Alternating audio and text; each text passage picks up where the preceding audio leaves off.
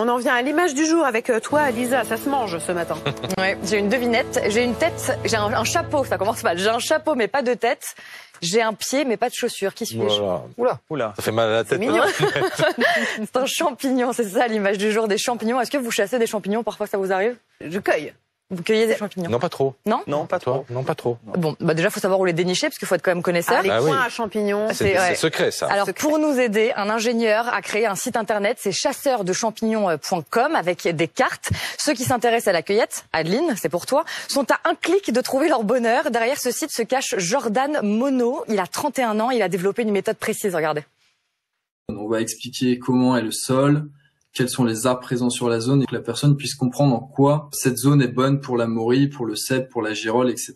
Et j'explique pourquoi c'est des zones optimales pour trouver les champignons grâce à de l'analyse de données. Sympa, c'est pratique. C'est sympa, mais il va se faire beaucoup d'ennemis parce que les coins à champignons, c'est secret. Voilà. Exactement. Christophe, tu as raison. Jordan se fait carrément insulter. Déjà parce que sur le site, vous voyez, vous pouvez lire « Trouver les meilleurs coins à champignons près de chez vous ». Donc pour les spécialistes, les cartes brisent complètement le secret bien gardé. Et en plus, le site est payant. C'est 48 € pour une carte valable 1 an. Et si vous voulez la version mensuelle mise à jour en fonction de la météo, par exemple, il faut ajouter 5 €. Il y a 200 000 membres sur ce site. Ça fait un beau chiffre d'affaires. Et justement, Jordan est accusé par les passionnés de vendre la nature. Moi, je donne pas de coin à champignons précis, je donne des zones optimales. Je le fais pas contre les cueilleurs de champignons, au contraire. Moi, je diffuse à chaque fois des bonnes pratiques. Dans le livret que je fournis avec la carte, j'explique qu'il faut pas piétiner les zones, etc. Donc, je pense que je fais plus de bien que de mal à la cueillette des champignons. Ah oui, il y a beaucoup d'adhérents. 200 000, ça veut dire qu'il y a un vrai engouement pour les champignons. Et avec toute la pluie qu'on a eue ces derniers temps, tu vas peut-être t'y mettre, Marc. Il doit y en avoir des champignons. Oui, ça, oui, à mon avis, oui. Bon, c'est pas pour défendre Jordan, mais pour être juste, parce qu'en fait, les aides à la cueillette, c'est hyper courant. Il y a plein d'applications qui poussent comme des champignons. Merci. Celle que vous voyez là à l'antenne s'appelle Champignouf. C'est très pratique. Champignouf, c'est mignon. Ça, c'est des champignons hallucinogènes, non? Non, c'est vrai, j'ai pas essayé.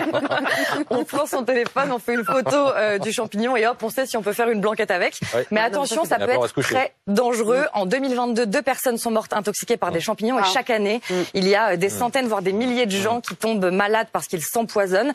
Alors, avant d'utiliser des sites ou des applications, il faut connaître quelques règles. Déjà, ce qu'il faut savoir, c'est que sur les 3000 sortes de champignons, il n'y en a que 35-40 qui sont comestibles. C'est déjà une bonne info. Et bon, vous me connaissez, je suis évidemment allée chercher un pro des champis qui nous dit ce qu'il faut vraiment regarder quand on part en cueillette. Ne pas se fier à l'application. Il faut ramasser le champignon de la façon la plus intégrale possible. Aller le faire voir à leur pharmacien ou bien à un mycologue. Même pour nous, il y a des fois, on a des hésitations. Si on le regarde pas avec une loupe ou avec un microscope, on peut ne pas être certain que ce soit un bon champignon. Ah oui. Voilà, on est pareil. Oui, alors c'est vrai qu'on peut apporter son panier de champignons à la pharmacie si on a un doute, mais ça se perd aussi chez les pharmaciens et bien souvent, vous êtes reçu par une préparatrice qui préfère vous dire qu'elle sait pas. Et puis, par rapport à ce reportage, bien évidemment, j'ai répondu à beaucoup de questions. Certaines d'entre elles, la journaliste les a pris en résumé. Par rapport aux applications, ce que j'ai dit et qui me semble important, c'est que elles sont sujettes à erreur pour une raison bien simple. C'est que lorsque vous prenez votre photo, la photo, elle n'a pas d'odeur. L'application, elle va vous dire c'est tel champignon. Mais c'est pas forcément juste. Et à partir de là, j'ai cité donc plusieurs exemples. Par rapport au site qui vend des coins à champignons, j'ai cité que dans un même espace, il pouvait y avoir des champignons qui sont comestibles et parfois mélangés avec eux des champignons qui peuvent être toxiques. Et j'ai cité que en ce moment, par exemple, on cueille des colibris, des cônes, des petits champignons qui sont d'excellents comestibles et qui, eux, ont un pied qui se termine de couleur avec une couleur jaune. Et ensuite, à côté, il y a des mycènes qui ont un pied qui est plutôt creux et qui va tirer sur le rosé et qui, eux, sont toxiques. Ensuite, après, la journaliste a cherché à me faire parler plutôt des girolles parce qu'elle avait l'air de connaître un peu plus ce champignon-là.